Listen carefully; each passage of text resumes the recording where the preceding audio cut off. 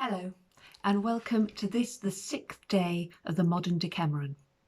10 days of storytelling with 10 stories each day.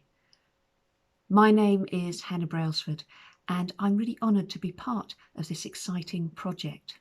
And today I take the role of regal curator, minus the crown. And we have a wonderful lineup of both stories and storytellers today. So our first story will be coming from Sharon Carr, and she'll be telling us the story of fear. We're then going to have Heidi Lou, and she's going to be telling us La Corona and the Green Frog. Up number 3 will be Tristan Languila. Apologies, Tristan. I'm sure I've got your surname wrong, but I'm looking forward to your story of the peasant doctor. 4th, we have got Sharon Lamb, and she's going to be giving her version of the Mouse Deer and the Crocodile, which I love. Brilliant story. Then R.M. Francis will be presenting Hushing. Then we've got Edwin telling us about Valentine O'Hara. And then our 7th tale for the day will come from Isabel Davis and A Herring's Tale. Our penultimate story for the day will be from Liz Heapy, and she'll be telling us about the bees and souls. And finally, our last story will be from Catherine Heinmeier, and she'll be telling us the story of the dead moon. Well, before we hear Sharon's story, I thought I would give you a very quick royal tale in my role as regal curator. There was once a prince who lived in a time before there was writing, before there was sign language, in a time when the only way people communicated was through words. Unfortunately for this prince, he couldn't use many words. For you see, some time ago, he had made the mistake of upsetting an old, wicked witch by rebuking her advances. And unfortunately for our prince, she didn't take too kindly to his rebuke, and laid a curse upon his head, a curse that he would only be able to speak one word a year. She did give a little a caveat to her curse, however, a little clause whereby if the prince wished to say 2 words, why, then he could bank them. That's right. If he stayed silent for 2 years, then he would be able to say 2 words. 3 years, 3, and so on and so forth. Well, this curse had never really been much of a problem to our prince, for he'd never really been much of a talker. That is, until the day that the princess arrived from the neighbouring lands. And oh, was she a beautiful princess. She took our prince's breath away, and he fell head over heels in love with her. And suddenly that curse laid very heavy upon his head indeed, for he was desperate to tell her, to hold her hand and say, "My darling."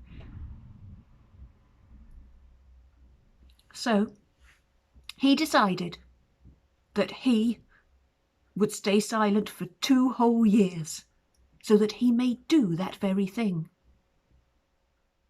Unfortunately, after the 2 years had passed, the prince, who had sat in blissful silence alongside his princess, well, he knew that he didn't just want to say, "My darling," he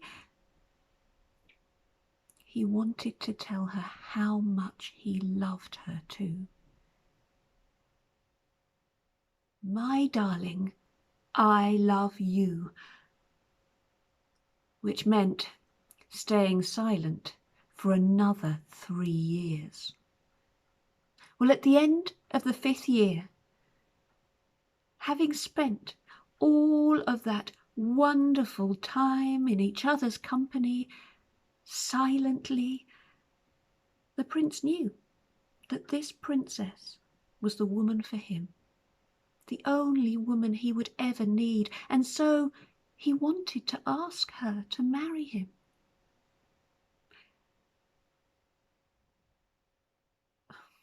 Which meant waiting another 4 years to finally speak to her. But he was up for the job. He was stoic in his silence, and when the 9 years were up, he took his princess by the hand and led her into the palace gardens. He led her to a beautiful space filled with roses. All of the colours that you can think: white, red, pink and yellow, and oh, their heady scent filled the air. And there his beautiful princess stood amongst the roses, whilst he knelt on one knee, and he took her hand tenderly and cleared his throat, for it had been a long time since he had spoke. And he took her hand and he gazed into her beautiful blue eyes, and in a croaky, hoarse, rather unprincely voice said the 9 words he had longed to say. "My darling, I love you. Will you marry me?" And the princess, she looked down at her handsome prince, and she took her golden hair that was hanging by the side of her face, and she gently tucked it behind her ears. And then she bent down to the prince and raised him up from his knee and held both his hands and looked back into his brown eyes and opened up her lips and said, "Pardon?"